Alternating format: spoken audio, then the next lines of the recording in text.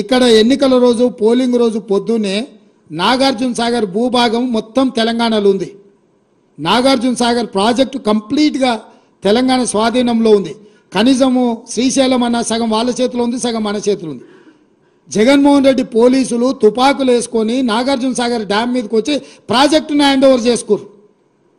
ఈ సన్నాసి రండా జగన్మోహన్ రెడ్డి తెలంగాణలోకి వచ్చి నాగార్జున సాగర్ ప్రాజెక్టును ఆక్రమించుకుంటే నోట్లకెళ్ళి మాట వెళ్ళలే. రండ పనులు చేసింది లొంగిపోయింది నువ్వు చంద్రశేఖరరావు. నువ్వు రండగాడు కాబట్టి జగన్మోహన్ రెడ్డి వచ్చి నాగార్జున సాగర్ మీద తుపాకులు పెట్టి ప్రాజెక్టును హ్యాండ్ ఓవర్ చేసుకుండు. అదే కాంగ్రెస్ అధికారంలో ఉన్నప్పుడు వచ్చి చూడమను, ఇవాళ రమ్మను, వచ్చి నాగార్జున సాగర్ మీదకి రమ్మను జగన్మోహన్ రెడ్డిని. నువ్వు రండగాడివి, జగన్మోహన్ రెడ్డికి ప్రాజెక్టును తాకట్టు పెట్టి తుపాకులు తీసుకొని వచ్చి నాగార్జున సాగర్ డ్యామ్ను ఆక్రమించుకుంటే పల్లెత్తు మాట మాట్లాడలేదు.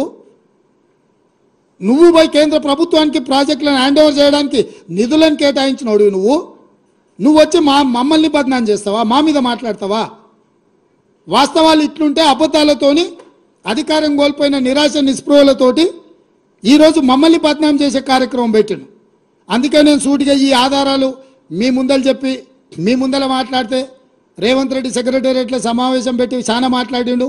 ఆయన కథ ఏంది, ఆయన కమామిస్ ఏంది అని ఆయన మాట్లాడతాడు. అందుకే నేను సూటిగా ఈరోజు మంత్రివర్గ సమావేశం అవుతుంది. అసెంబ్లీ సమావేశాలు ఎప్పటి నుంచి ఉంటాయో సాయంత్రం వరకు మీకు చెప్తాము. అసెంబ్లీ సమావేశాలలో వైట్ పేపర్ ప్రాజెక్టుల మీద రిలీజ్ చేస్తాం, ప్రాజెక్టుల హ్యాండ్ ఓవర్ మీద చర్చ పెడతాం. 48 గంటలు నువ్వు కోరుకుంటే ఇంకెక్కువ కావాలన్నా తలుపులు మూద్దాం, భోజనాలు అక్కడనే పెడతాం, బట్టలు తెచ్చుకో, మేము వస్తాం.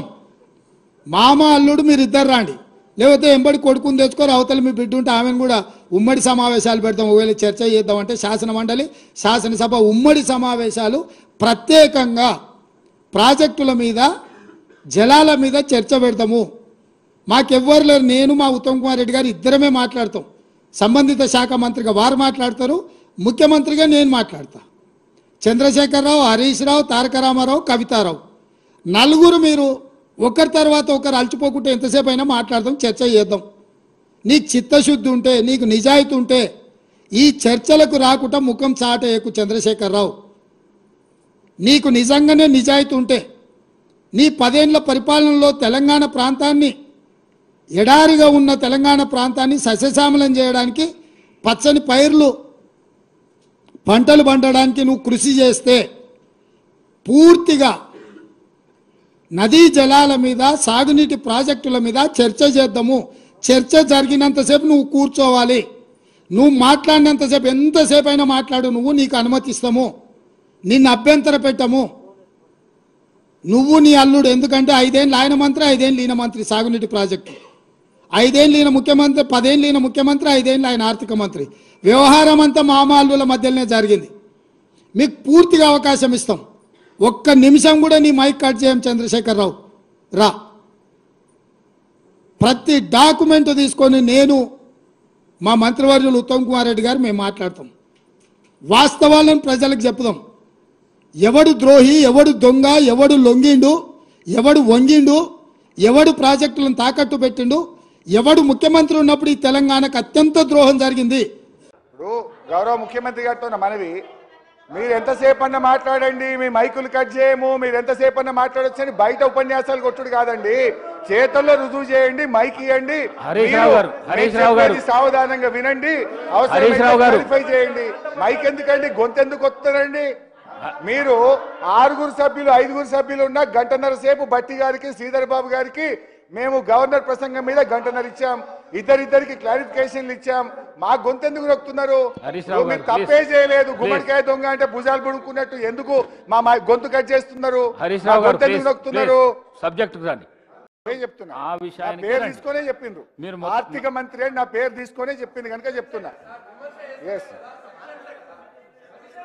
వారు జనవరి నెలలో వృద్ధులకు, వితంతువులకు ఆసరా పెన్షన్ ఇవ్వలేదు. ఆ నెల పెన్షన్ వినండి, జనవరి నెల పెన్షన్ ఫిబ్రవరి 1వ తారీఖు 2వ తారీఖు నుంచి స్టార్ట్ చేసిండ్రు. అది ఫిబ్రవరి పెన్షనా, జనవరి పెన్షనా?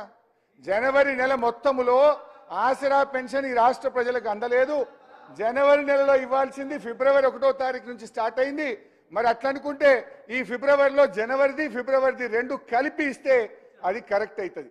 కానీ మీరు గొప్పగా ఏం చెప్తున్నారు, 1వ తారీఖే ఆసరా పెన్షన్ ఇచ్చినామని గొప్పగా చెప్పుకునే ప్రయత్నం చేసి పప్పులో కాలేసినరు. అది ఫిబ్రవరి కాదు, జనవరి నెలలో ఎగ్గొట్టిందని ఫిబ్రవరి 1 స్టార్ట్ చేసినరు. I request the CM to stand correction.